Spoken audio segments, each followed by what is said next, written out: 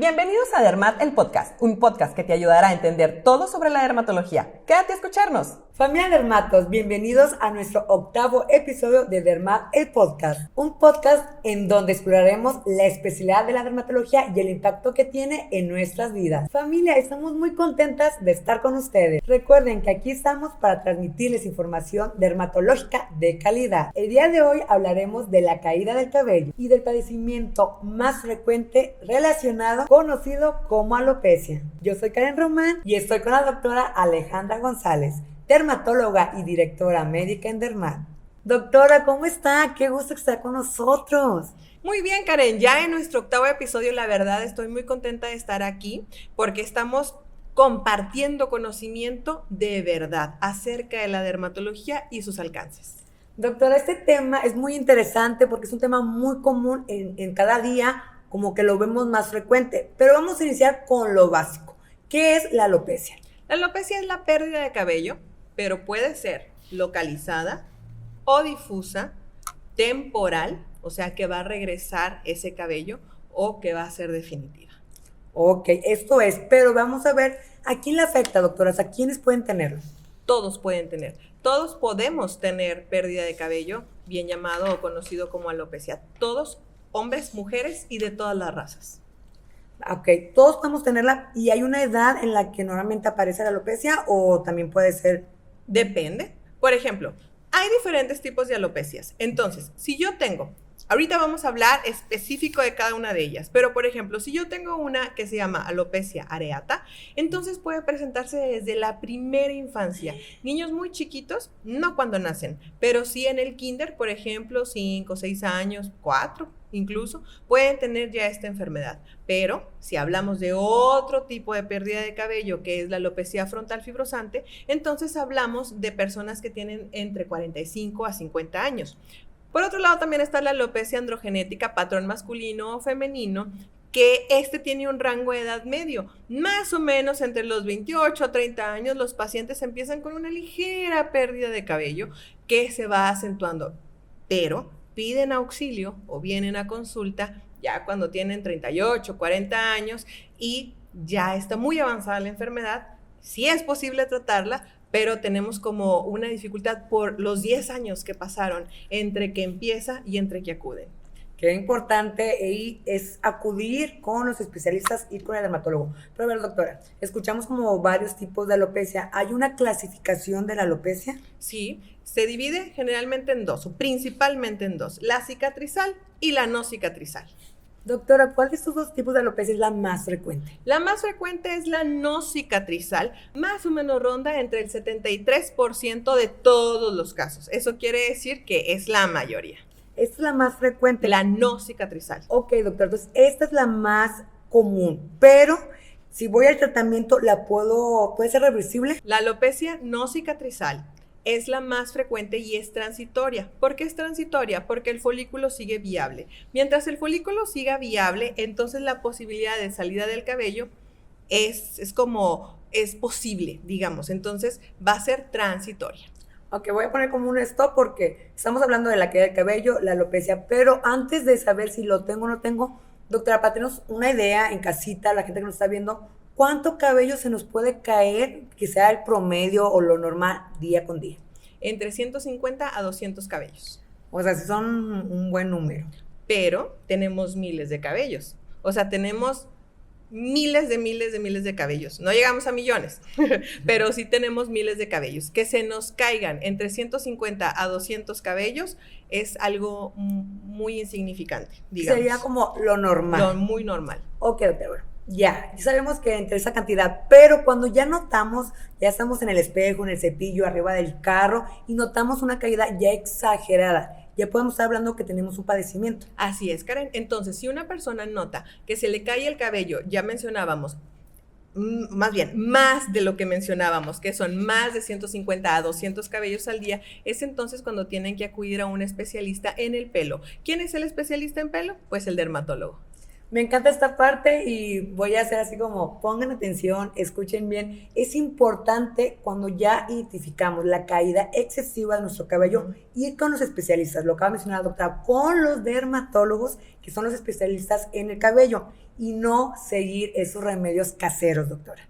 Así es, Karen, porque para diagnosticar qué tipo de caída tengo, tenemos que, número 1, voy con el dermatólogo, nosotros hacemos una historia clínica, que ahorita vamos a mencionar cómo hacemos esa historia clínica, y posteriormente hacemos una exploración física dermatológica. Esta exploración física dermatológica también la vamos a mencionar más adelante, pero entonces son 2 puntos muy importantes para llegar al diagnóstico. Pero si yo tengo dudas, si yo como médico sigo teniendo dudas, habiendo hecho una historia clínica y habiendo hecho una exploración física dermatológica, tengo la posibilidad de ayudarme de las biopsias. Eso quiere decir que tomo un pellizquito de piel y esos pellizquitos se mandan a un estudio histopatológico y ahí podemos ver microscópicamente cómo está el cabello y así hacer un diagnóstico certero si es que con los otros 2 puntos a diagnosticar tengo la duda. Qué interesante, por eso hay que acudir con los especialistas, hay que ir a consulta con el dermatólogo. Bueno, dentro de la alopecia no cicatrizar, ¿existen algunas variaciones? Sí existen algunas variantes, por ejemplo, la alopecia androgenética, patrón masculino y femenino, la alopecia areata, el efluvio telógeno, la alopecia atraccional y también tenemos por último la tricotilomanía. Doctora, o sea, hay varios tipos de alopecia, pero vamos a empezar con la primera que mencionó, que es la alopecia androgenética. La alopecia androgenética puede ser patrón femenino en mujeres y patrón masculino en hombres. Y esta tiene una característica muy especial porque es una caída progresiva del cabello. No se quedan sin cabello las personas un día. Como mencionábamos, más o menos puede empezar entre los 28 a 30 años. Y lo que sucede es que el cabello se miniaturiza. Ya hablábamos en podcasts anteriores, pero lo volvemos a decir ahora, que el cabello tiene fases, la fase anágena, catágena y telógena. La fase anágena es la fase de crecimiento y de manera regular debe de vivir o de extenderse de entre 4 a 7 años. Si una persona entonces va perdiendo sus ciclos de crecimiento de 4 años a 3 años, a 2 años, a 5 meses, entonces el cabello se está volviendo de pelo terminal a vello. Entonces los hombres poco a poco se les van haciendo como, o las mujeres también, se les van haciendo como ralito el cabello, pero no lo pierden por completo, hasta que de repente ya es tan fino el cabello que podríamos decir que pues hay una completa pérdida de cabello en la zona. En las mujeres se presenta como un cabello ralito, porque las mujeres en realidad no van a perder el cabello por completo nunca. Van a perder mucho cabello, pero no lo van a perder por completo. Tampoco nunca la línea frontal se va a hacer hacia atrás. Eso es en las mujeres. En el caso de los hombres, sí, va a haber una retracción bitemporal. Eso quiere decir que el cabello va a irse metiendo hacia atrás y también va a empezar a tener una pérdida de cabello en el vértex, que es lo que comúnmente se le dice la coronilla. Y ahí sí pierden en ocasiones por completo el cabello, quedando unos vellitos que ya no se ven como un pelo. Entonces, visualmente no tiene, pero sí tiene unos muy chiquitos. Doctora, qué interesante cómo sí varía entre el hombre y la mujer y cuál es la diferencia en nuestra manera en que se nos puede ir cayendo el cabello. Pero algo que me llama la atención es ¿a qué se debe? ¿Qué pasó?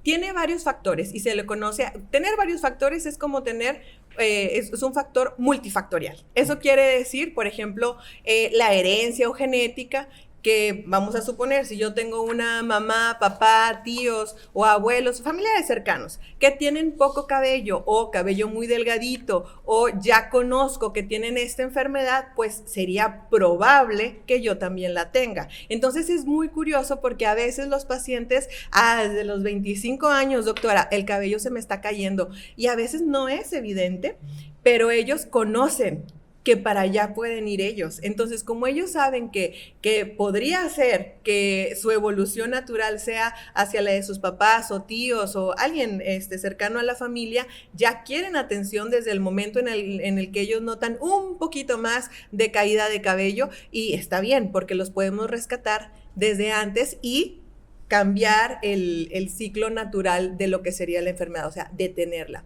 Por otro lado, hay otro factor muy importante que son las hormonas. Cuando una hormona que está principalmente en los hombres, que se llama dihidroepiandotestosterona, así nombre completo, con nombre y apellido, entonces esta hormona está circulando más en el cuerpo, llega y se pega al folículo, y al pegarse al folículo lo va debilitando. Entonces el cabello nace, crece y muere, pero sus siguientes ciclos van a ser más cortos. Justo lo que mencionábamos de las fases del crecimiento: anágena, catágena y telógena. Telógena es el punto de caída del cabello. Okay. Se está cayendo más seguido, digamos. Bueno, hay que poner atención. Me encantó la explicación, doctora. Creo que nos la deja en un lenguaje muy claro, pero también nos mencionó hace un momento de otro tipo de alopecia, que es la areata. Sí, la alopecia areata es diferente. Esta se puede presentar en todos los grupos de edad, desde alguien muy chiquito, 4 años, por ejemplo, hasta la edad adulta sin tener límite.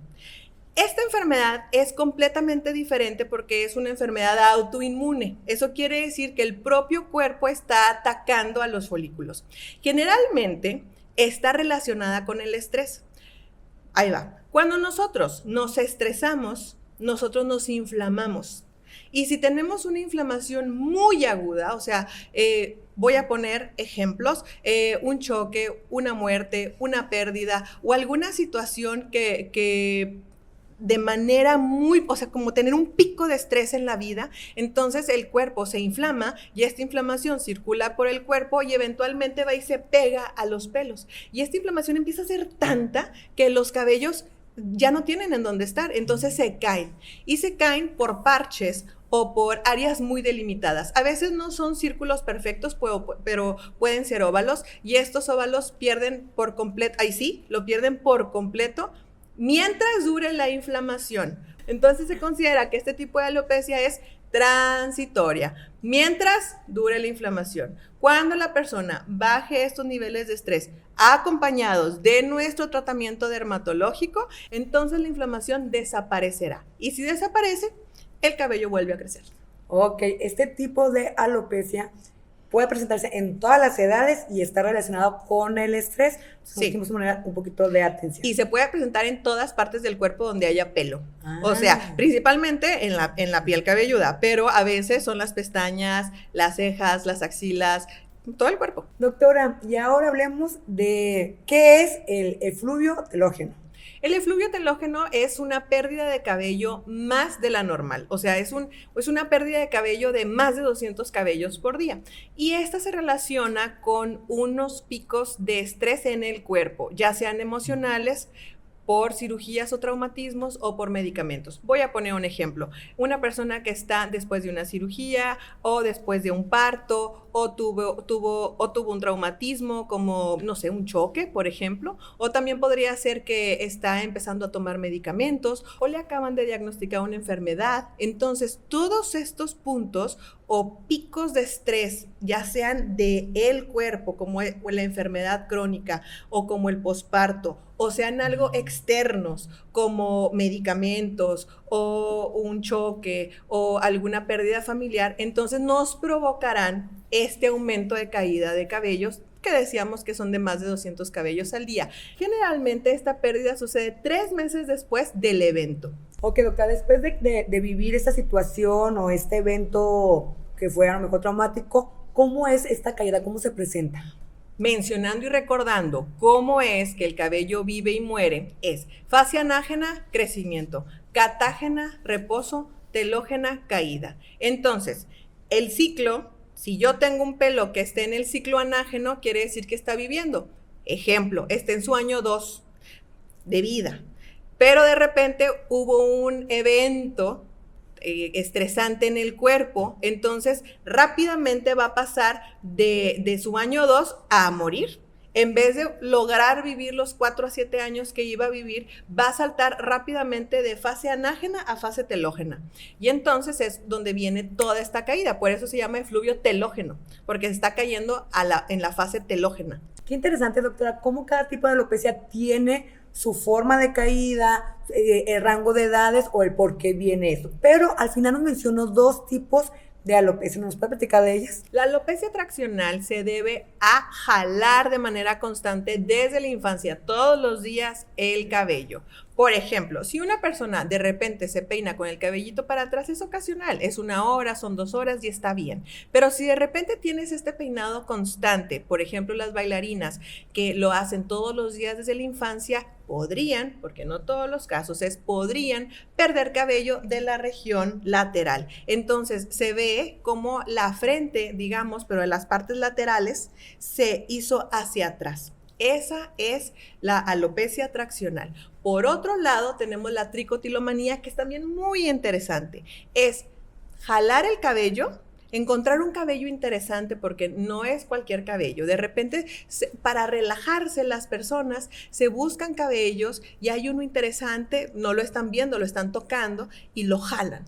Entonces, al jalarlo, hay 2 opciones. O lo tiran y buscan otro, o lo jalan y se lo comen. Entonces, son patologías dermatológicas que están asociadas con un factor psicológico o psiquiátrico y que necesitan atención de las 2 ramas.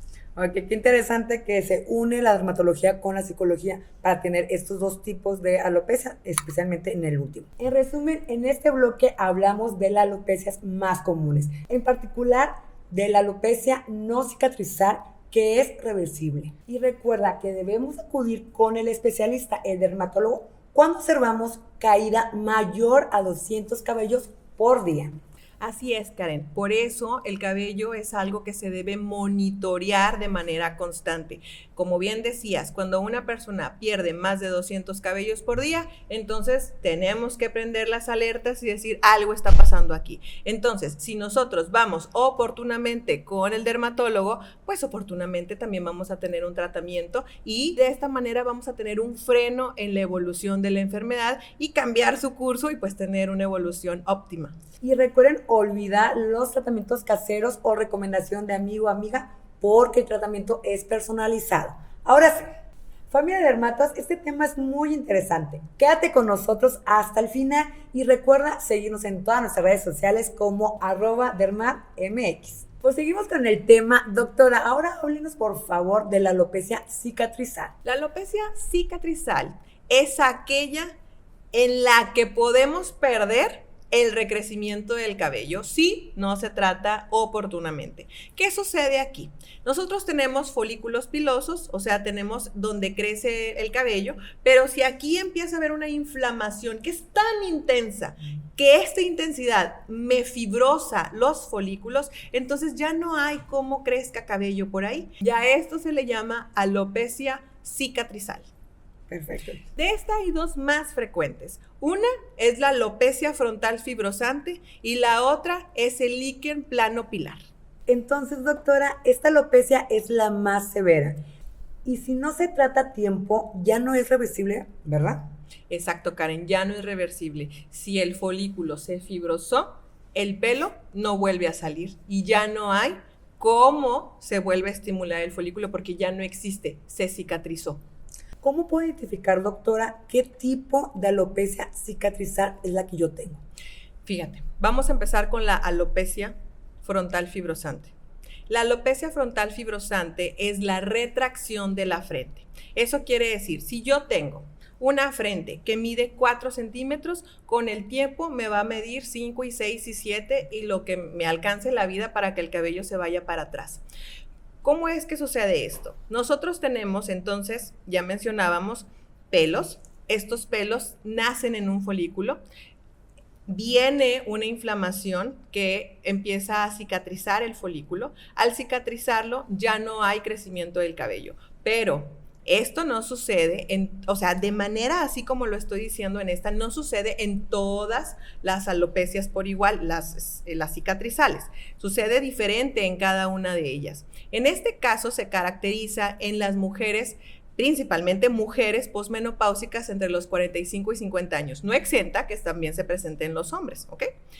Ok, mencionábamos que la piel cabelluda se retrae, pero también puede afectar la cola de las cejas o las patillas. Estas son las personas, o esta es la característica principal. Tener una pérdida de cabello hacia atrás en la frente, patillas y la cola de las cejas. principalmente mujeres, 45-50 años, pero no exenta que también pueda suceder en ese mismo rango de edad en los hombres. ¿Y cuál es la otra, doctora? Es el líquen plano pilar. Este es otro tipo de alopecia cicatrizal, pero en esta hay una inflamación en cada uno de los folículos, pero no de toda la cabeza y no solamente de la frente, ni de la región occipital, ni bitemporal, ni de ninguna parte. O sea, puede ser que de repente esté solo en la parte lateral, aquí en la región temporal, o de repente nada más en la occipital, y ahí se queda. ¿Y qué sucede? ¿O qué es lo que se ve? Es un cabello, visualmente tú ves un pelo rodeado de un collarete de escama inflamado y la persona siente la piel cabelluda inflamada y con mucha comezón. Entonces es diferente. En una hay comezón, en la otra no. En una hay escama, en la otra no. Una es de la frente para atrás y la otra en donde sea. Entonces hay diferentes tipos de manifestaciones, tanto clínicas como histológicas, que nos hacen separar cuáles son los tipos o cuál es el tipo de alopecia cicatrizal que estoy viendo en este caso. Perfecto, doctora. Hasta este momento hemos platicado los tipos de alopecia y sus características principales. Ahora es momento de conocer y saber cómo llegar al diagnóstico. Doctora, dentro de la consulta dermatológica del cabello, ¿me puede platicar qué se necesita para llegar al diagnóstico o cómo es? Hacemos una historia clínica. Esto quiere decir indagar en qué está pasando con el cabello del paciente o la paciente. Hacemos algunas preguntas como por ejemplo, ¿desde cuándo se te cae el cabello? ¿Con qué lo asocias? ¿Qué champú usas? ¿Alguien más de tu familia tiene? ¿Lo relacionas, por ejemplo, con algún evento en tu familia? ¿Con tu salud? ¿Con tus hormonas? ¿Tienes alguna dieta especial? ¿De repente dejaste de comer carne? ¿O de repente estás usando algún suplemento alimenticio que está cambiando tu dieta? O sea, lo que tú normalmente usabas ahora es diferente. También podemos tener la pregunta importante que es, ¿qué sientes? ¿Te duele la piel cabelluda? ¿Te pica? ¿Qué hay ahí? Entonces, todo esto nos puede ayudar, aparte de, ¿y tus ciclos menstruales? ¿Han cambiado? ¿Son más abundantes? ¿Son menos? ¿Ya no tienes? ¿Son más espaciados? Entonces, todas estas preguntas nos ayudan a tener una historia clínica completa y poder ir avanzando en un diagnóstico, que todavía no nos hace el diagnóstico. Necesitamos avanzar a la exploración física dermatológica, como por ejemplo. Ok, doctora. En esta primera parte, pues es como un interrogatorio al paciente y donde de una manera nosotros exponemos qué hemos visto con nuestra historia del cabello. Pero ahora platíqueme si existe como un siguiente paso un estudio en el cabello. Sí.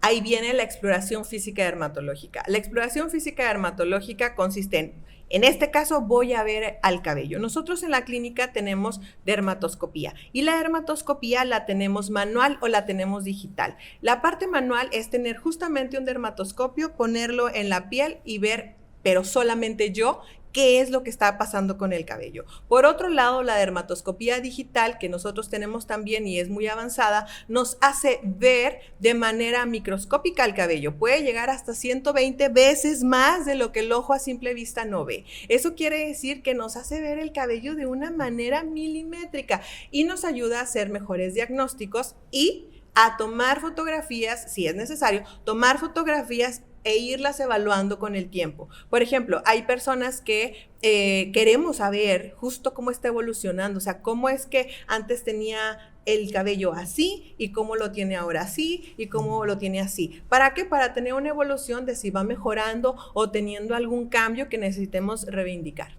Doctor, también nos había mencionado la prueba física. Díganos de qué se trata. La prueba física es tomar mechones de cabello, más o menos entre 40 a 60 pelos. Entonces, agarramos estos cabellitos y les hacemos tironcitos, pac, pac, pac, y entonces vemos cuántos cabellos se vienen. Y luego, por el otro, pac, pac, se vienen. ¿O no? Bueno, si más o menos en toda nuestra prueba se vienen entre 3 a 4 cabellos, 6 serían muchos, pero vamos a suponer, iniciando con 3 cabellos, podemos decir que es una prueba positiva para caída del cabello. Doctora, bueno, ya nos mencionó algunas maneras de ir haciendo un diagnóstico en el cabello, pero ¿qué pasa si ya estas pruebas no les da el resultado? ¿Qué hace usted?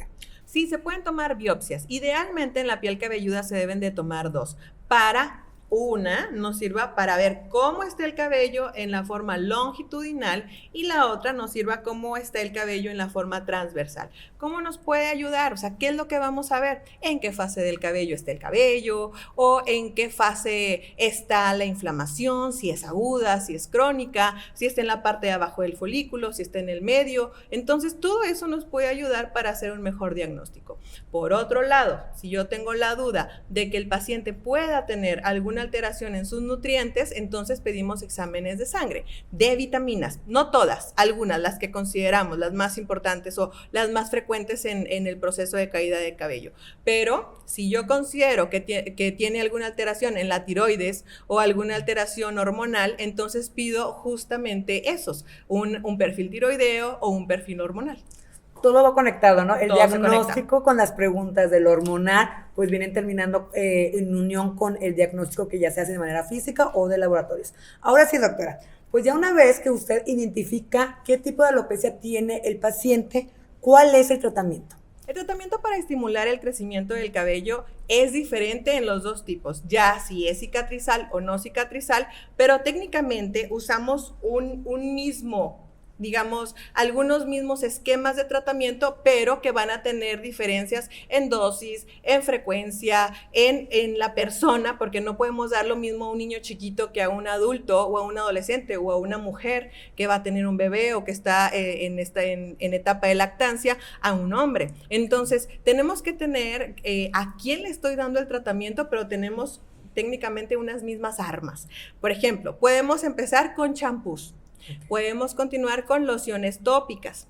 También podemos tomar medicamentos, ya sean vasodilatadores o inhibidores hormonales, que estos se pueden aplicar o tomar. También tenemos microinyecciones o mesoterapia que se aplica en el cabello, que estimula el crecimiento del cabello, ya sean con factores de crecimiento o inhibidores hormonales.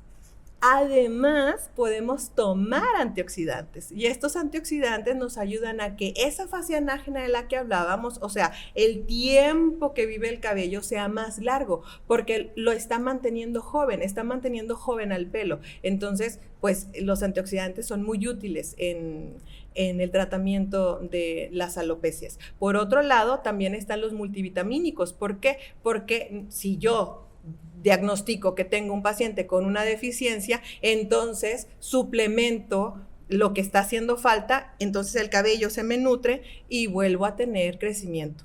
Hay algunas técnicas que son mucho más innovadoras, pero no se les da a todos los tipos de alopecias, que son los agentes biológicos. Los agentes biológicos lo que hacen es bloquear un punto en todo el ciclo de la caída del cabello. Por ejemplo, en la alopecia areata hay algunas interleucinas, así se llaman, son unas sustancias que están en el proceso de esta enfermedad y lo que hacen es bloquear un punto específico. Entonces son los agentes biológicos. No se les da a todos, solamente a las personas que tienen este tipo de enfermedad en toda la piel cabelluda por años y que no ha respondido a nada, o bien a pacientes que aún teniendo poco tiempo con esta enfermedad tienen la posibilidad de conseguirlo y continuarlo en el tiempo. Doctora, ¿qué pasa con las que identificó en el laboratorio que es hormonal?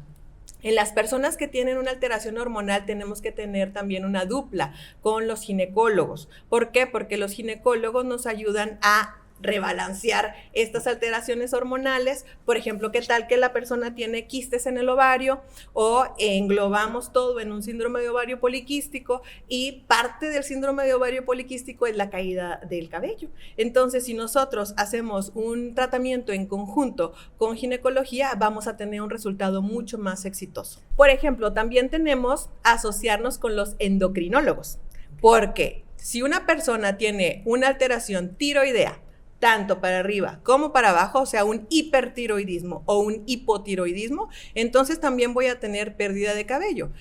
Y yo me encargo de que el cabello vuelva a crecer, pero el endocrinólogo se encarga de rebalancear estas hormonas. Entonces, trabajamos de la mano y así tenemos otra vez la interconexión entre las especialidades, que al final esa es la maravilla de la medicina, que no hay una cosa para todos, sino que todos somos especialistas y nos vamos entrelazando. Me encantó. Además, como cosa innovadora en la parte de tratamiento, están, por ejemplo, unos cascos LED o cepillos LED que se usan para desinflamar la piel cabelluda. Y al desinflamar la piel cabelluda, entonces el cabello puede crecer.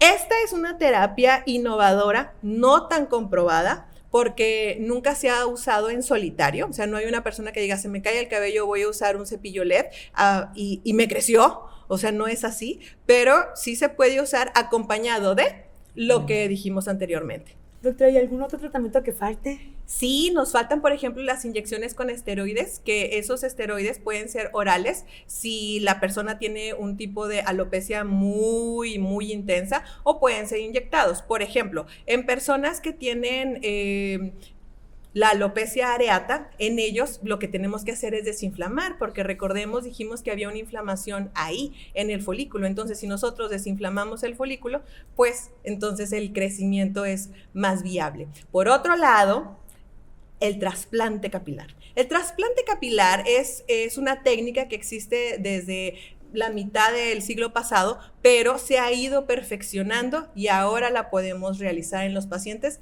que ameriten el tratamiento.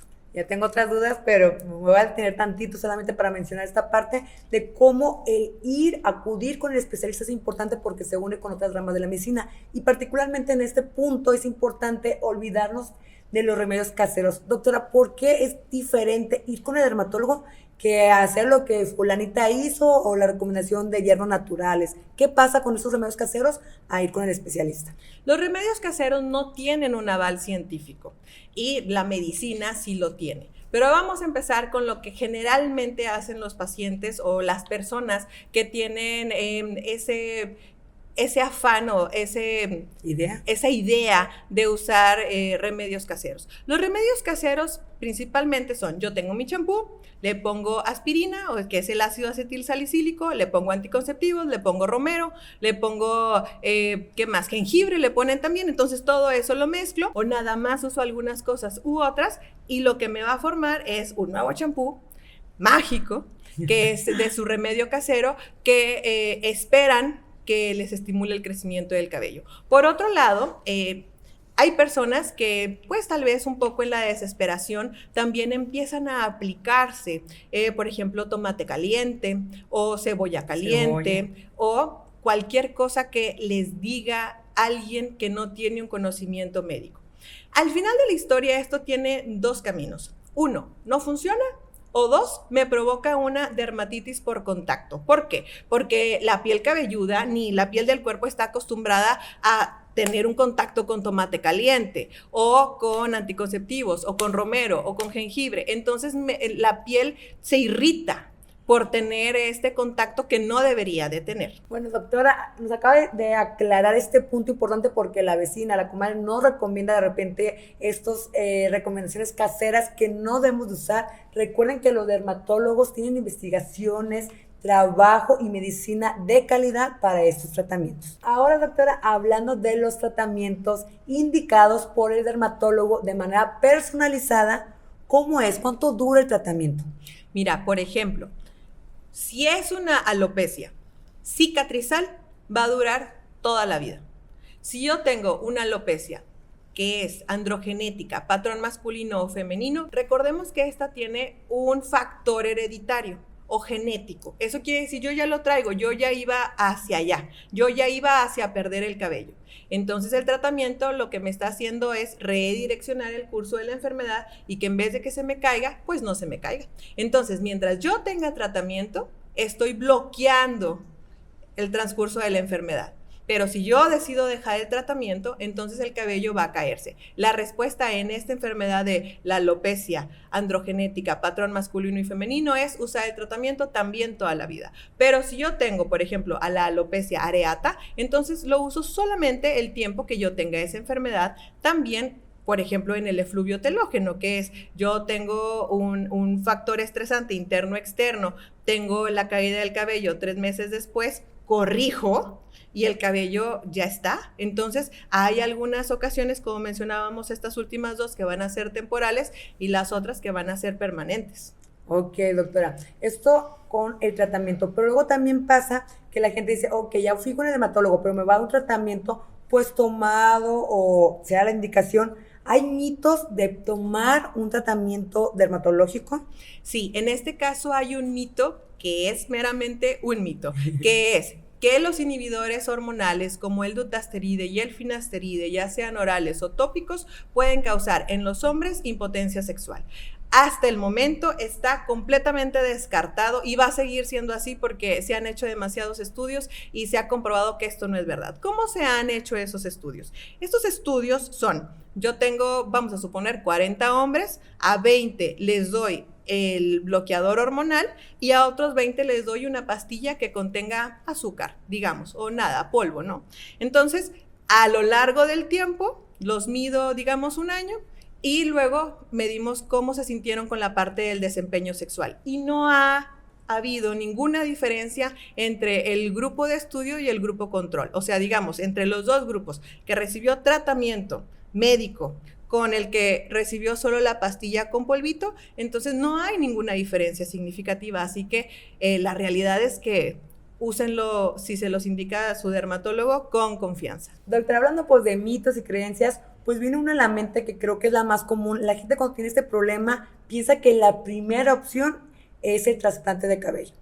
Sí, a veces piensan eso, pero no es verdad, no debe de ser así. El tratamiento siempre debe iniciar con un tratamiento médico, ya sea, como mencionábamos, tomado, aplicado o inyectado. Si yo ya tengo este tratamiento y me funciona, pues entonces ¿para qué sigo con el tratamiento quirúrgico? Pero bueno, allá vamos avanzando. Doctora, ¿por qué se debe hacer así? ¿Por qué no? Si yo ya veo la caída en mi cabello, no me pongo el trasplante. ¿Por qué debería de empezar con este tratamiento? Imagina que nosotros tenemos una persona que tiene una caída moderada de cabello. A esta persona se le da el tratamiento que el médico elija, ya sea solo tomar, poner, inyectar o todo, según sea el caso del paciente.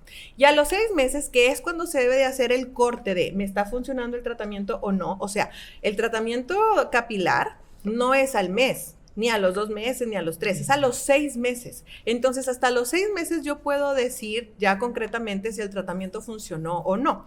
Entonces, ya pasado el tiempo que debe de ser, nosotros decimos, le fue muy bien, le fue increíble. Entonces, no veo la necesidad de pasar un trasplante capilar o un tratamiento quirúrgico. Hay una observación, un seguimiento del tratamiento y pues ustedes como especialistas van observando si es necesario o no. Pero ahora, ¿quiénes sí son las personas como candidatas para el tratamiento de trasplante de cabello? Las personas que tuvieron una mejoría parcial con el tratamiento médico.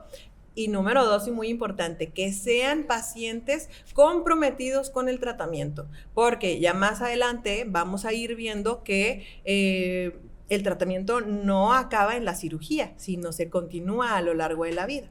Pero bueno, vamos a ver. El trasplante capilar tiene 2 formas de realizarse. Imaginemos que tenemos una cabecita, tenemos aquí de oreja a oreja y quitamos una banda más o menos de 1 centímetro a 1,5 centímetros de ancho, de lado a lado.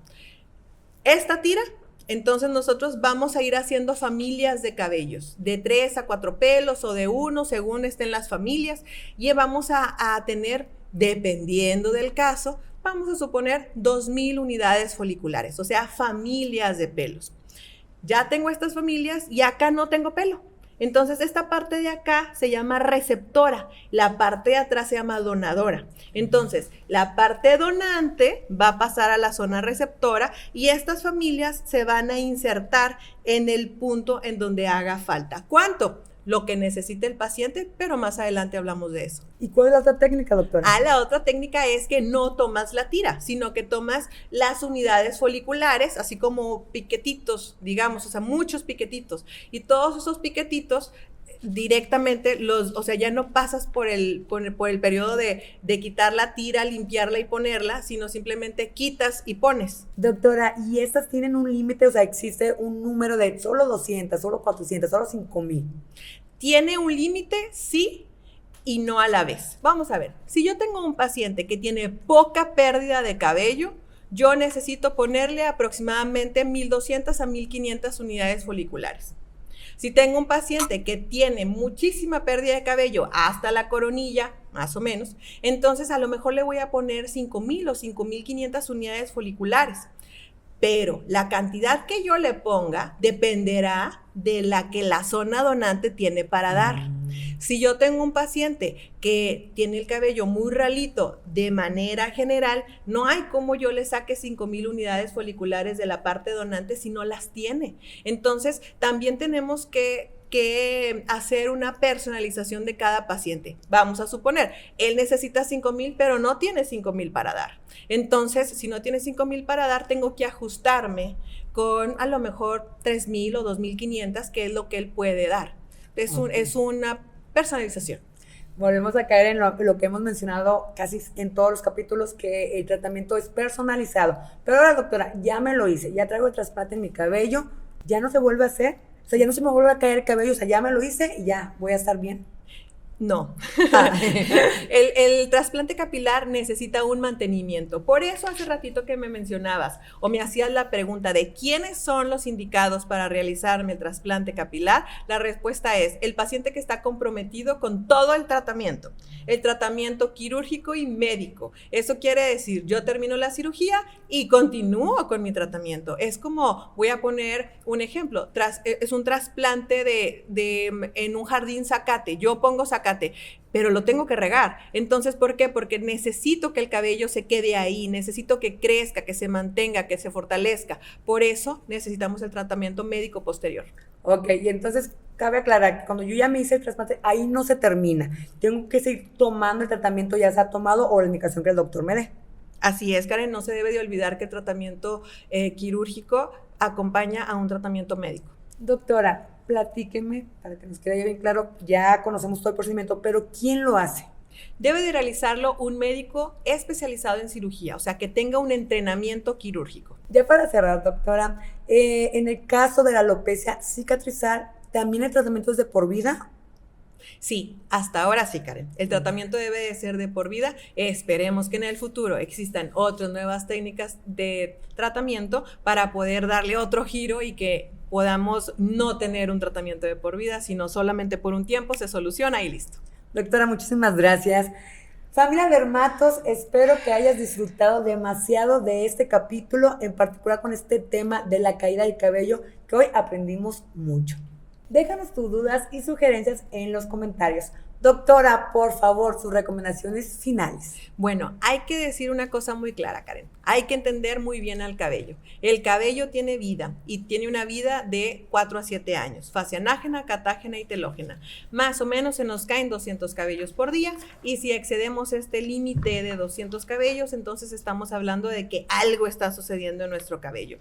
Algo más que sucede en nuestro cabello, aparte de la pérdida por alguna causa estresante, quirúrgica, medicamentos o demás, puede ser la inflamación. Si esta inflamación llega de manera muy intensa al folículo, entonces me lo puede cicatrizar. Si lo cicatriza, ya no va a volver a crecer. Entonces tenemos que actuar desde antes para que esto no exista, ¿sabes? O sea, para que el cabello no se cicatrice, poder salvarlo y poder seguir teniendo cabello.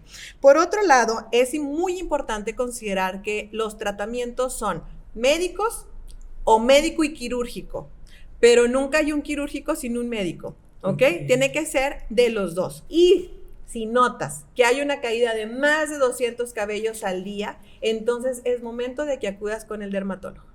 Doctora, muchísimas gracias por la explicación. Gente bonita de Dermatos, me encantó cómo ir conociendo sobre la caída del cabello, pero sobre todo no acudir a esas recomendaciones caseras que hemos escuchado, sino ir con los especialistas. Doctora, ¿nos puedes recordar las redes sociales? Claro que sí, Karen. Nos pueden encontrar en Facebook, Instagram, YouTube, TikTok y Spotify como @dermatmx. Doctora, ¿de la página web? Nuestra página web en donde pueden encontrar más información es www.dermat.mx. Recuerden estar muy al pendiente de todo el contenido de Dermat. Doctora, ¿nos puede mencionar las sucursales? Claro que sí, tenemos 2 en Monterrey, son Dermat Chepevera y Dermat Revolución. ¿Cuáles son los horarios, doctora? Los horarios son de lunes a viernes de 10 a 1 y de 3 a 7 y los sábados de 9 a 3.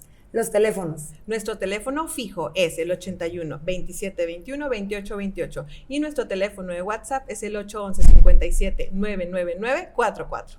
Recuerden que para la atención es con previa cita. Muchas gracias por acompañarnos y recuerda seguirnos en el siguiente episodio. Y recuerda, el cuidado de ti Comienza aquí. Gracias por habernos escuchado y recuerda seguirnos en todas nuestras redes sociales como DermatMX. No olvides suscribirte.